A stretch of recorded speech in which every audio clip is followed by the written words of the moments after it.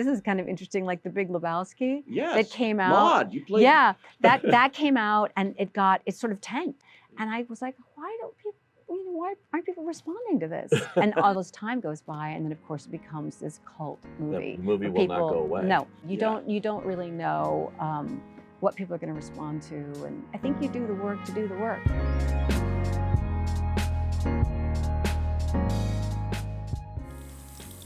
My brother Mark, he still lives in Richmond.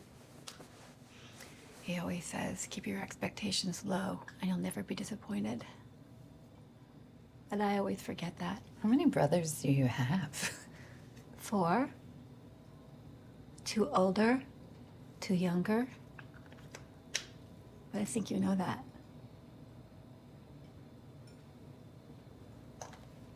So, what were your expectations? That tonight would go well, that my children would love me, and my life would be perfect. I'm a little naive. I am naive. I always have been. In a way, it's been a gift. Welcome to the actor's side. I've been waiting a long time to have her on the actor's side. I've been doing this for a while, and finally I have Julianne Moore. Welcome to the actor's side. Hi, I'm so happy to be here. Thank you so much. Congratulations on May, December, which is just racking up awards attention, Golden Globe nominations, all over the map awards-wise, leading to the Oscars, we hope, too, because it's such a good movie, which I saw at its premiere at the Cannes Film Festival in the pouring rain. Right. A night you probably won't forget. Oh no, it was a wonderful night. We were so excited, and we're really, really thrilled by the reception we're getting for this film, because it was absolute joy to make with such wonderful creative people, and so it's always nice when your experience is validated this way. Yeah, exactly. And it went into Cannes. I think it was the first one for Todd Haynes. This is your 5th film with him. Yeah. But the first one he went in where he didn't have a distributor, right, which is kind of a scary moment. It's so scary, my God, because it's you kind of go in with like, I hope someone picks me. I hope someone buys this movie. Yeah, so we were very fortunate. But it was so well received. It's so hard to describe the plot of this movie because it's so complicated in terms of you and Natalie Portman. You are 2 actors in real life. She's playing an actress, playing a real person who is played by you, an actress. That's right. And going back and forth in it, it sounds like, wow. It's very complicated. And I think like with a lot of Todd's movies, they concern themselves very much with identity. And in this one, particularly how we perform identity. And there are these 2 women who are in a struggle for narrative dominance. And I love Natalie Portman, I always have, but this is my first opportunity working with her. And she was just such a tremendous partner. Everything we did, I feel like we created together. We were really very much a team. Yeah. So it was an incredibly rewarding relationship. How difficult was it? Because it was shot like in 25 days, 23 days. 23, yeah. 23 days, and not any rehearsal time or anything. No. You're just like in there. We were just in there. But Todd, certainly my experiences with him in the last 4 films previous to this, he is more prepared than anybody I've ever worked with, and he's a master at communicating what he wants to. He has references for everyone. He gives you like maybe a playlist, a list of movies to watch. He communicates what what his intention is in the way he frames something. Yeah. Like I said, he's concerned with the time the movie takes place, that people's culture, people's gender. There's always a frame on everything, so you know where you are as an actor. And mirrors. Yeah. Those mirrors. I mean, the shots are so fantastic of you and her. I mean, there's so much beneath the surface in this, which is what makes it, I think, why people have responded to it so well. I love movies that are about relationships and people and struggle for dominance and all of the things that you might see in real life. Like I watch a car chase and I kind of lose interest. It doesn't excite me. But this is a film about my character is someone who's transgressed greatly, and it's 20 years in the future when Natalie comes to observe our family, and Gracie is insistent on telling a story as if there was no transgression, as if it was just a great love story. And it's confusing, and it feels dangerous, and it feels human and bewildering and fascinating. She sees it as her opportunity to tell the story that she wants to tell. Correct, yeah. Natalie Portman comes in as an actress very successful in television with this feature opportunity and thinks she's playing somebody and finds out it may be closer to real life for her. I think that, yeah. I mean, Natalie comes in and we think that she's a reliable narrator. Right. We think she's going to come in and to investigate the situation and really reveal the truth. And as we follow her, the audience realizes that she's less than reliable and she's maybe pretty self-serving. Yeah. But then again, so is Gracie.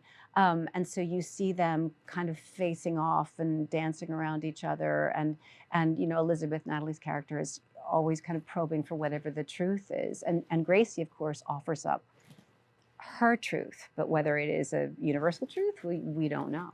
What I love too, it's almost, I hate to say it, but it's almost a throwback. Women ruled the movies in 30s and 40s, and there were always great pairings. Right. Yeah, that's true. And here you have a great pairing of two Oscar-winning Best Actresses here working together for the first time, and that's somewhat unusual in this day and age. It's so unusual. It's so unusual, and that was one of the things that thrilled me about the script, because nowadays, if you see two women in a movie, it's either going to be a love story or a familial relationship, and this is not that. No. These are two really complicated, disturbing characters kind of interacting, and they are kind of entranced by each other, and they are also antagonistic, and there's a sense of seduction with them too.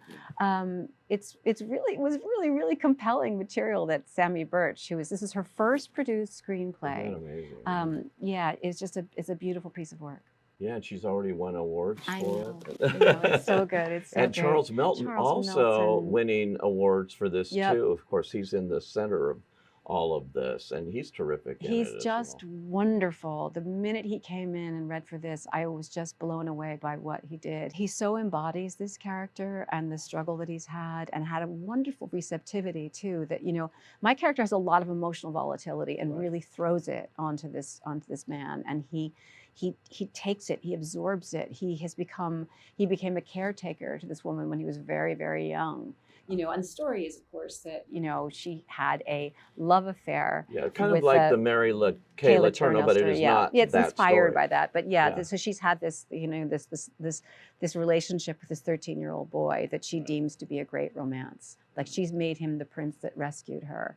But in order to do that, she has to elevate a boy to a man, and she remains in her mind a child, a princess, someone who needs a lot of care. And so I think that what she's presenting to the world and the reality of the transgression, the distance is so vast. Yeah. That's why you see these moments of huge volatility, this kind of crazy careening emotion. It's just, it's not sustainable, the story that she's telling. I heard you say this is one of the hardest roles you've ever played. Oh, it was so hard. Clearly it was. So hard.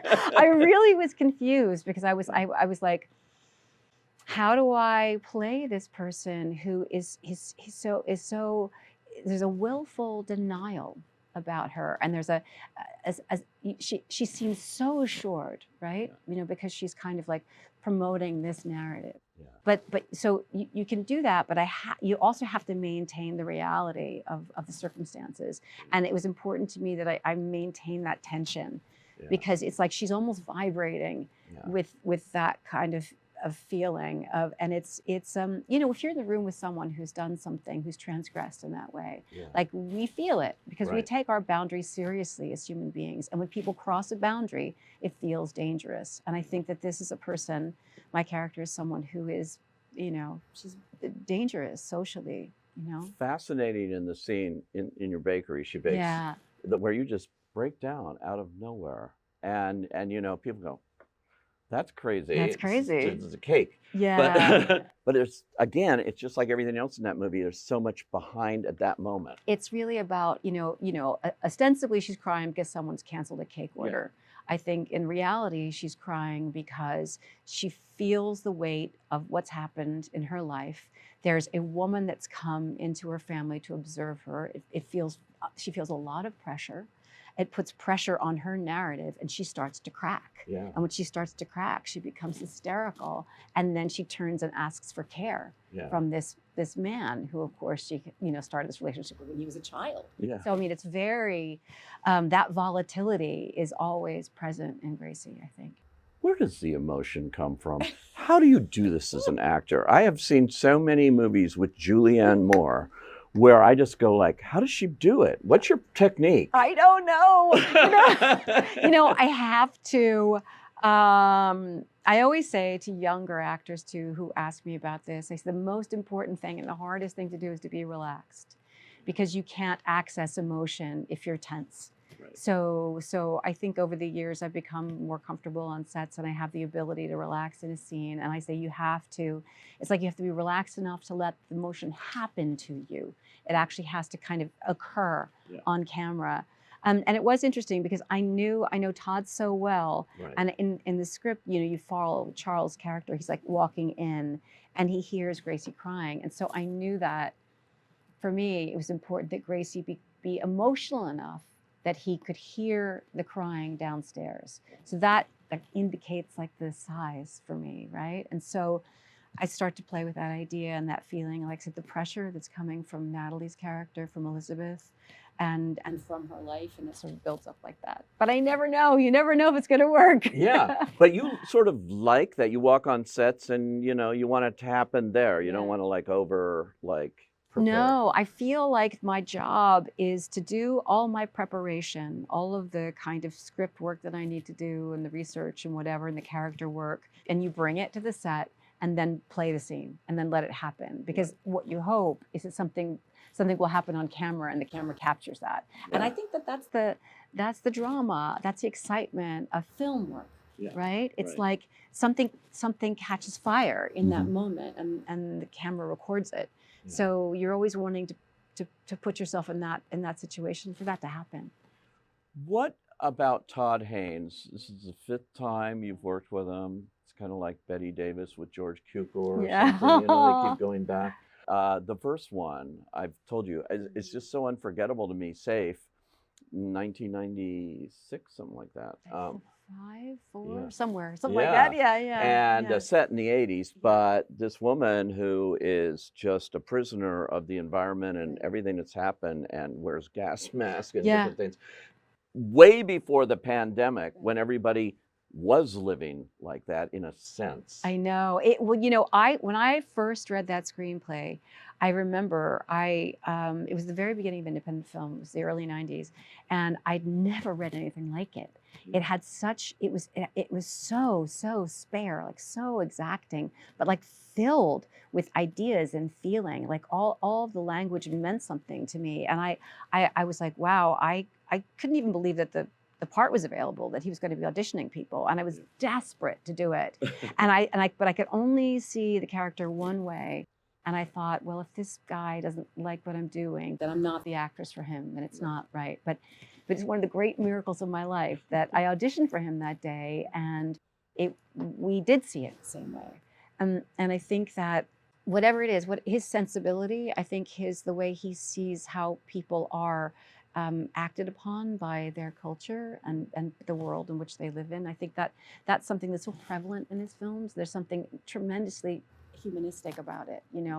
His generosity, his empathy towards people, combined with his incredible intellect and this formidable knowledge of cinema. I mean, he's just an extraordinary director. It's amazing. And all of your collaborations, I just loved Far From Heaven. I remember showing that to my screening series, and I had Elmer Bernstein who did the score, and I was such a fan, and Dennis Haysbert.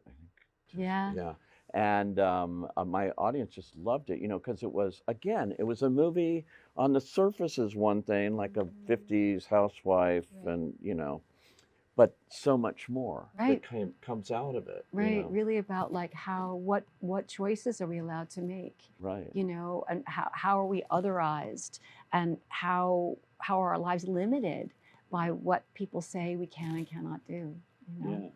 Those movies, a lot of them win you awards and Oscars, Emmys, Golden Globes, everything. Are the ones you get nominated for and win everything the ones you think you should? Or are there other ones you go like, I did that and I didn't get anything for it or something? It's like that's something we have no control over, right? Yeah. Whether or not something kind of catches fire that way and people Right. become interested in it. So I'm so grateful to have had these opportunities. I can't believe I've been doing this my whole adult life, and that Yeah. that I still get these amazing opportunities. Did you always, when you were a kid that moved around a lot and under countries, and when did you know you were going to be an actor? I mean, it was just something that I did after school. I tried out for the plays. I was in the plays. I wasn't sporty at all, and I never made cheerleading or drill team or any of those things. And so the only thing I seemed to be able to try out for and get was the play. Right. I'd be in the play, and I, we moved to Germany. Actually, we've been living in Virginia. We moved to Germany, and I tried out for the play. And there was a woman named Roby Nagai who was the drama coach, and she was doing Tartuffe, and I'd never even heard of Moliere at that point. I was like, what? And I auditioned for it, and I got a part, and she said, you're really good, you could do this for a living. And I was I think 16 or 17. I'd never seen a real play. I didn't consider actors on movies and television real. They felt too far away. And I thought, that's interesting. And she gave me a magazine with schools in it. And I came home and I said to my parents, Roby says I can be an actor. I think I'm going to try it. I'm going to try it. What did they say? They were appalled, But they were so supportive. And I said, I'm going to audition for some schools. And if I don't get in, I'll just go somewhere local. It'll be fine. And I got in. But if I hadn't had that encouragement, if somebody hadn't said to me, I think you can do this, I certainly would not have been anything that I considered, because how would you know about it, Right.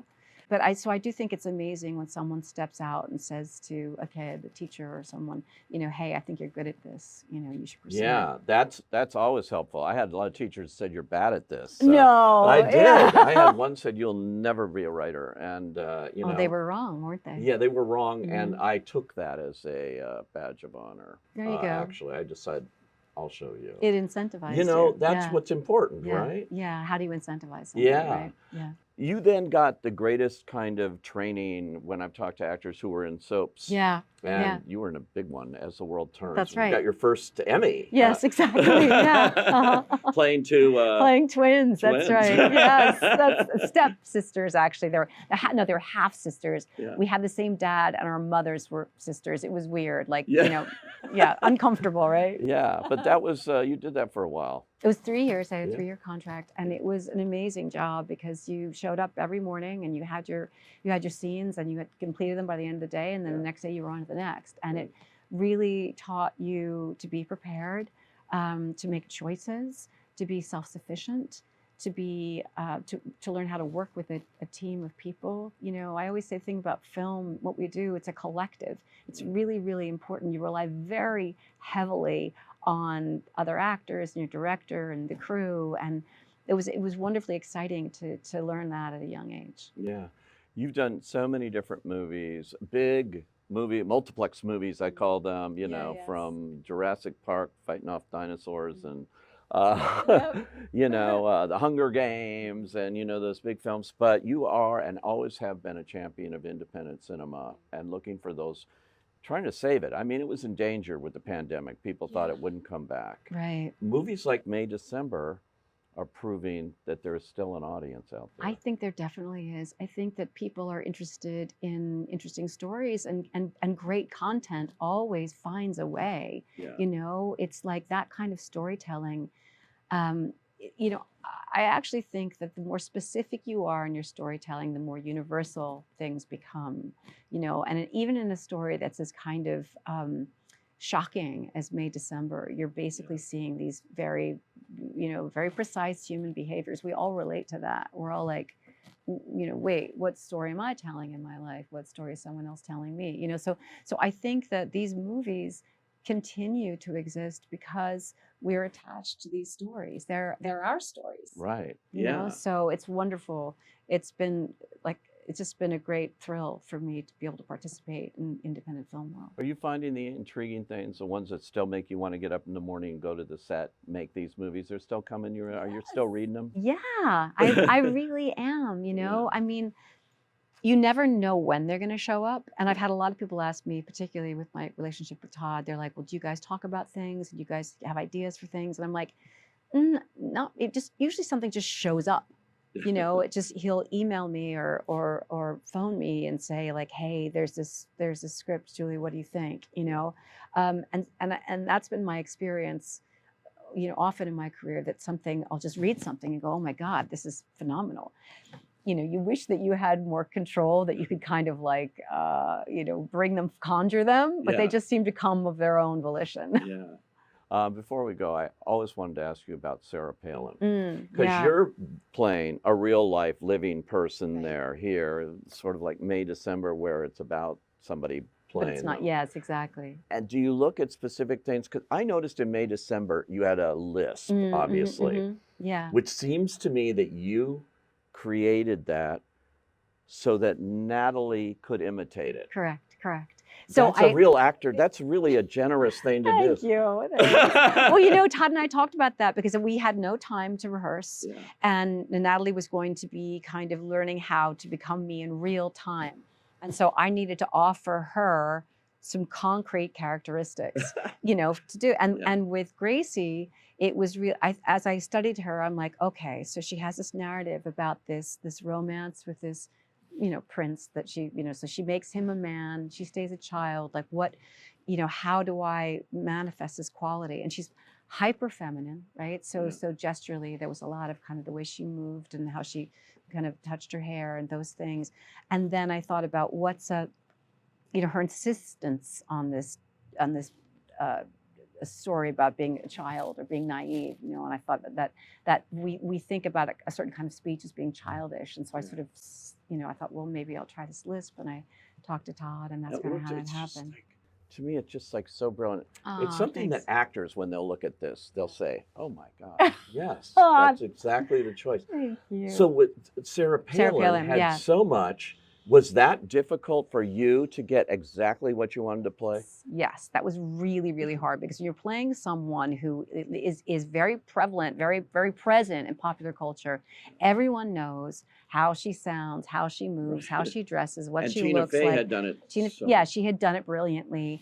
And so I knew that if I got something wrong, that the audience is going to go, oh, we don't believe this story. We don't buy it. So it really, I sort of white knuckled it. It was tough. Like all I did was listen to her voice. I started listening to her voice before I watched her mannerisms because I wanted to make sure I wouldn't be distracted by the mannerisms, while I got the voice. So started there and then read everything about her, interviewed people, watched documentary footage, and even working with Jay, there were times on the set where when I was doing something that was specific, I could sometimes roll a piece of footage right before it and look at it and make sure, we tried to be very, very precise because it's important. Otherwise you can't tell the story correctly. Well, it resulted in yet another one of your Emmys. So game change and so many great things that you've done. I can't wait to see what you do next too. Thank you, I know Pete. you're always working. I try. Yeah, right. Julianne Moore, thanks for joining us on the Actors Side today. Thanks for having me. Thanks so much.